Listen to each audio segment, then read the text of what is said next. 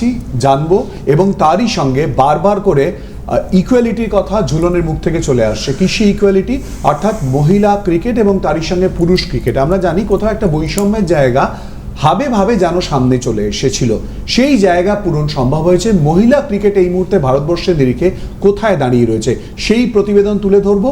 বিরতি নেব, বিরতির পর সেই প্রতিবেদন তুলে ধরে ভারতীয় ক্রিকেটের আঙিনা এই মুহূর্তে কোথায় দাঁড়িয়ে রয়েছে আমরা খোঁজার চেষ্টা করব ঝুলন গোস্বামীর সঙ্গে কথা বলে। একটা বিরতির পর সঙ্গে থাকুন।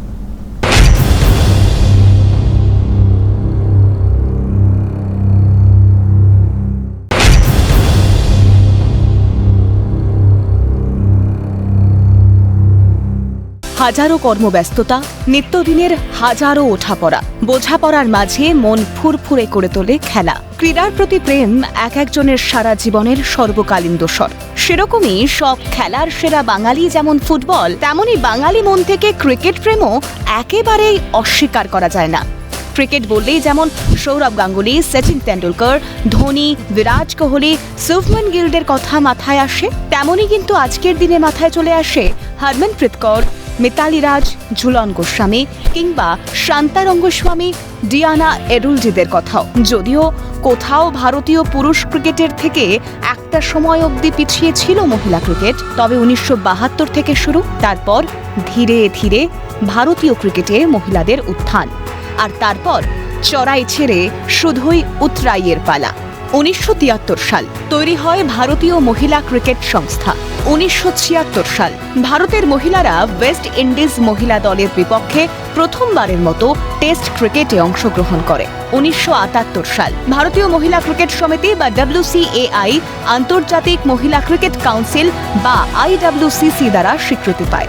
2005 সালে মহিলা ক্রিকেট দল পৌঁছয় দক্ষিণ আফ্রিকায় অনুষ্ঠিত ক্রিকেট বিশ্বকাপের ফাইনালেও।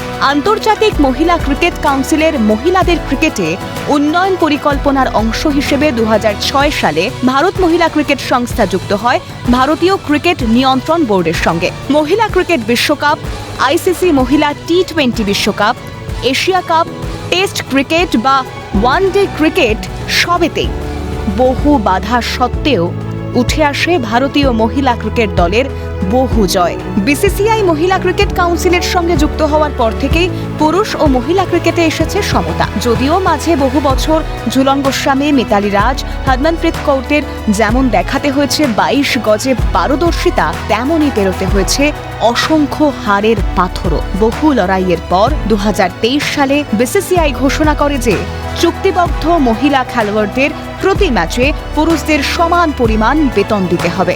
বর্তমানে ভারত, অস্ট্রেলিয়া, নিউজিল্যান্ড এবং ইংল্যান্ডের সঙ্গে সম বেতন নীতির চতুর্থ দেশ হিসেবে পাল্লা দিচ্ছে। পুরুষ ক্রিকেটে IPL বরাবর অত্যন্ত সফল, তবে সেটাও প্রথমার্ধে পায়নি মহিলা ক্রিকেট। 2023 সালেই BCCI শুরু করে মহিলা প্রিমিয়ার লিগ। মহিলা প্রিমিয়ার লিগে এখনো পর্যন্ত রয়েছে 5টি franchise: Mumbai Indians, royal Challengers Bangalore, Delhi Capitals, Gujarat giants এবং UP ওয়ারিয়র্স।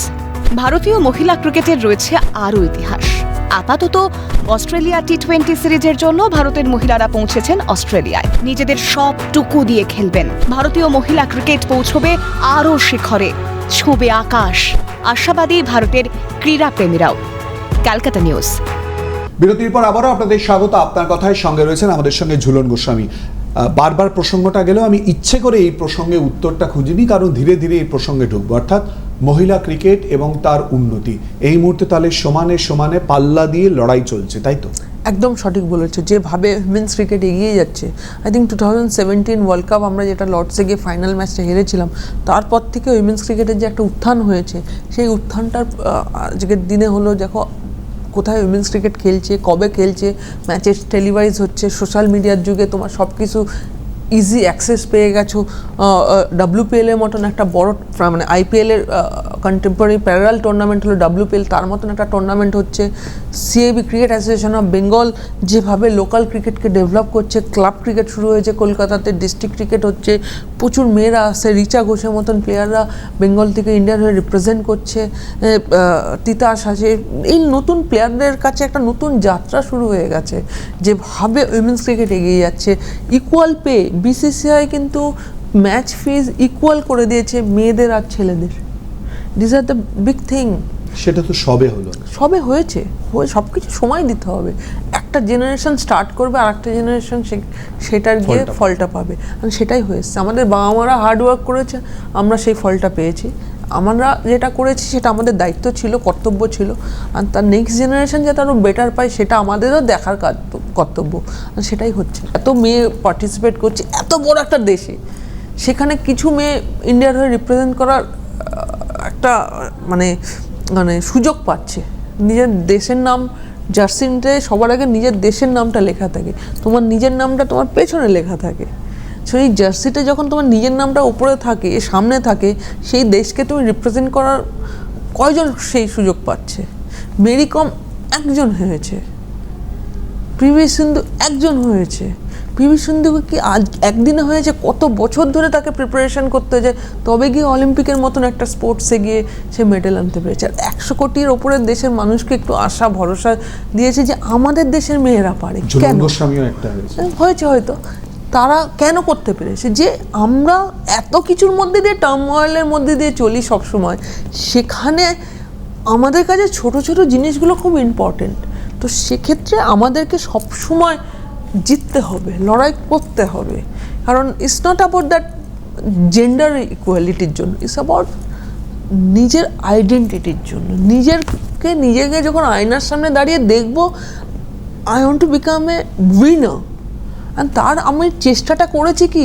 উইনার তো হব না সেটা পরের কথা, চেষ্টাটা করেছি কি? চেষ্টা করো, নিশ্চয়ই কিছু না কিছু তো রেজাল্ট আসবে। তো আমার কাছে সেটা ম্যাটার করে। তুমি বলছিলে যে মহিলারা আসছেন এবং তারা খেলছেন, পুরোপুরিভাবে আসছেন, মানে সেই জায়গাটা তৈরি হচ্ছে, খুব বেশি পরিমাণে ফ্লারিশ করছে এই সুযোগগুলো যে তারা পাচ্ছেন, এগুলো তারা জানতে পাচ্ছেন?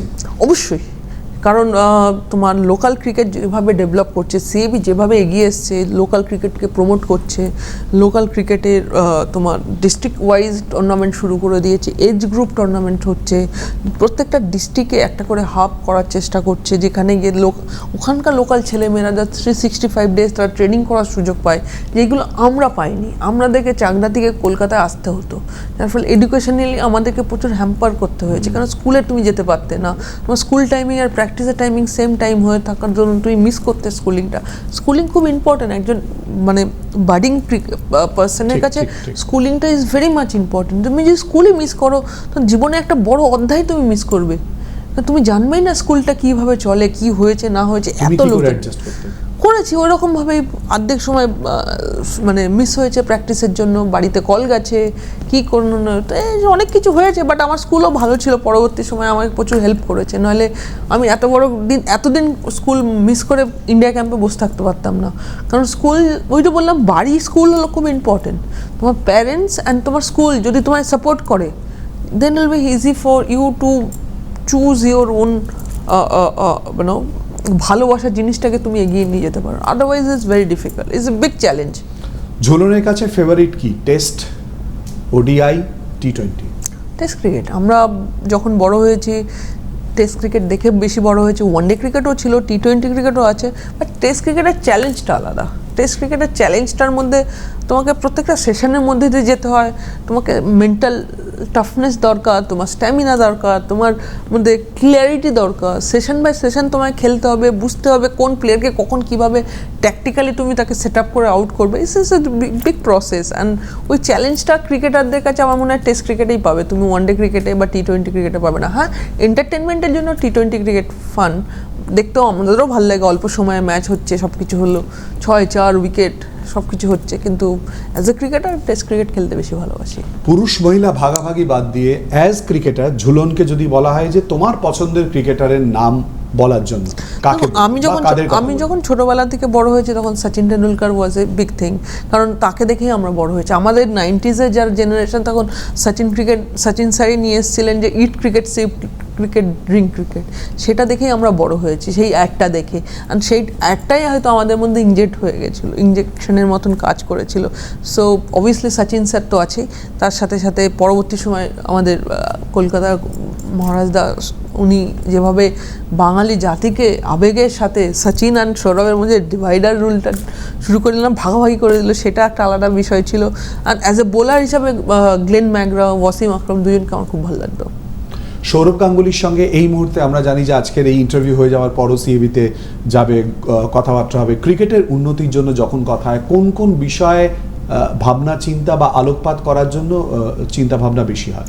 সব ছোট ছোট জায়গাগুলো যেগুলো কিভাবে ডেভেলপ করা যায়, মেয়েদের কি আরও বেটার ফেসিলিটিস প্রোভাইড করা যায়, কিভাবে বেঙ্গল টিমকে আর আমরা মানে ন্যাশনাল লেভেলের চ্যাম্পিয়ন করার জন্য কি কি আমাদের দরকার, কিভাবে ইয়াংস্টারদেরকে আমরা আরও বেটার ফেসিলিটিস প্রোভাইড করতে পারবো সিএবির তরফ থেকে, সে সব কিছু নিয়েই আমাদের সব সময় আলোচনা হয়। কারণ নেক্সট জেনারেশনের কাছে আলটিমেট জায়গা হলো যাদের কাছে ফেসিলিটিসটা, আমরা কি বেটার ফেসিলিটিস প্রোভাইড করতে পারবো। আর ইয়াংস্টারদের কাছে সিএবি যেভাবে আজকের দিনে এগিয়ে এসছে, তুমি শুধু মহিলা ক্রিকেট না, পুরুষ ক্রিকেট নিয়েও যদি বলো, যেভাবে এগিয়ে এসছে সিএবি, যেভাবে পরিকাঠামো ডেভেলপ করেছে লোকাল ক্রিকেটে, বলছি গ্রাসরুট লেভেলে, I think it's a different thing. And